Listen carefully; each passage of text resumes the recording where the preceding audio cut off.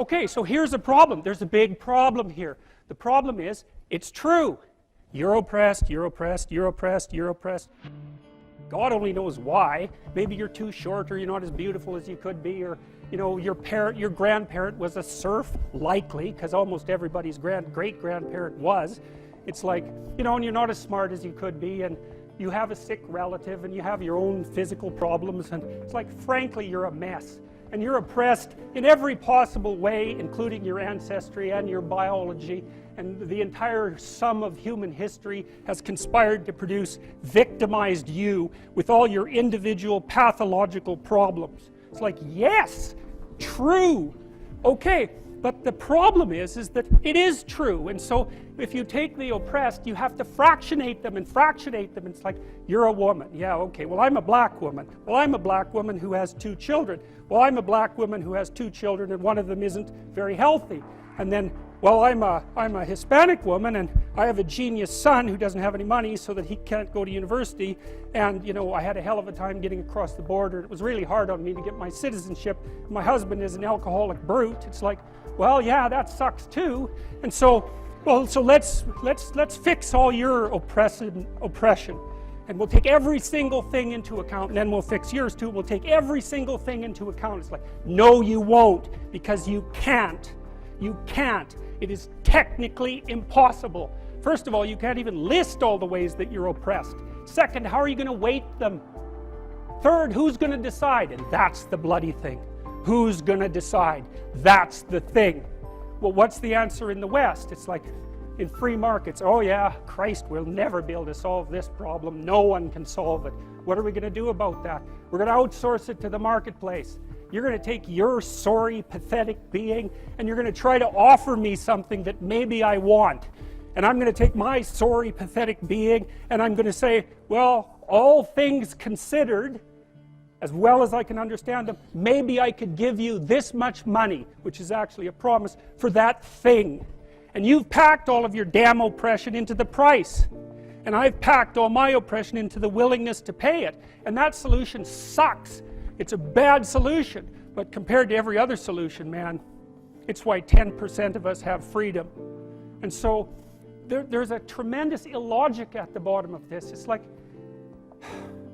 you have to fractionate the oppressed all the way down to the level of the individual. Well, that's what the West figured out. There's a couple of figures who are at the mythological roots of our culture, and people get upset with me because I bring in religious themes, but I understand some things about mythology and religion. It's not an accident that the axiomatic Western individual is someone who was unfairly nailed to a cross and tortured. It's like, yes, right, exactly. So what do you do about that?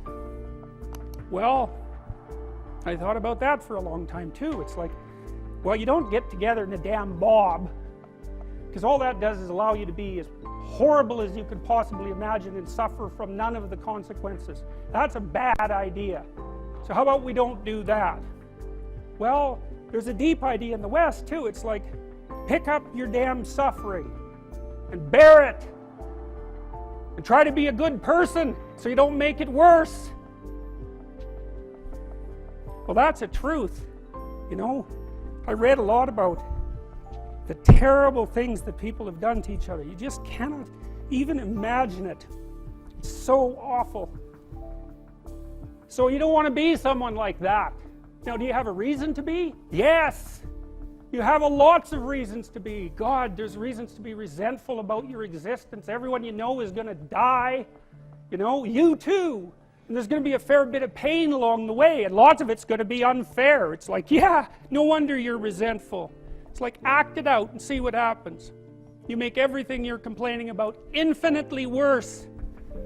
There's this idea that hell is a bottomless pit, and that's because no matter how bad it is, some stupid like you could figure out a way to make it a lot worse.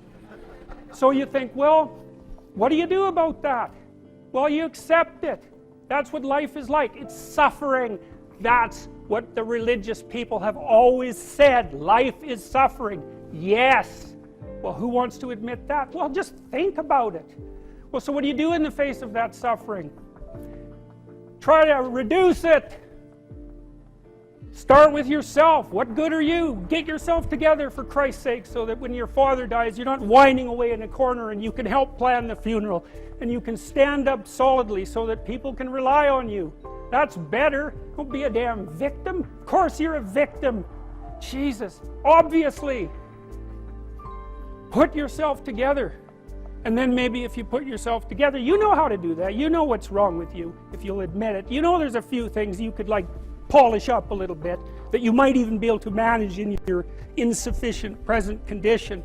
And so you might shine yourself up a little bit, and then your eyes will be a little more open, and then you can shine yourself up a little bit more, and then maybe you could bring your family together instead of having them be the hateful, spiteful, neurotic, infighting batch that you're like doomed to spend Christmas with.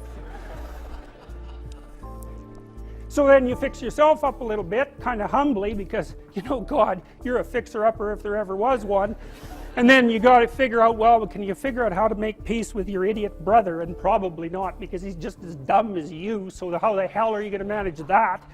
And so then maybe you get somewhere that way, and your family's sort of functioning, and you find out, well, that kind of relieved a little bit of suffering, although it reduced the opportunities for spiteful revenge, and that's kind of a pain in the neck. And so then you get your family together a little bit, and you're a little clued in then, at least a bit, because you've done something difficult that's actually difficult. You're a little wiser, and so then maybe you could put a tentative finger out beyond the family and try to change some little thing without wrecking it. It's like, our society is complex, and we teach our students that they could just fix it. It's like, go fix a military helicopter and see how far you get with that. It's like, what are you going to do? You're like a chimp with a wrench. Whack! Oh look, it's better. It's like, no, it's not better. Things are complicated, and to fix things is really hard, and you have to be like a golden tool to fix things, and you're not. How do you overcome the suffering of life? Is be a better person. That's how you do it. Well, that's hard. It takes responsibility. And I think, you know, if you said to someone, you want to have a meaningful life? Everything you do matters. That's the definition of a meaningful life. But everything you do matters. So you're going to have to carry that with you.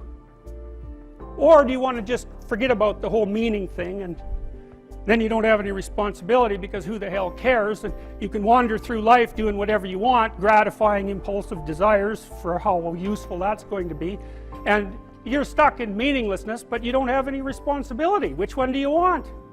Well, ask yourself, which one are you pursuing? And you'll find very rapidly that it isn't the majority of your soul that's pursuing the whole meaning thing, because, well, look what you have to do that. You have to take on the fact that life is suffering. You have to put yourself together in the face of that. So, that's it.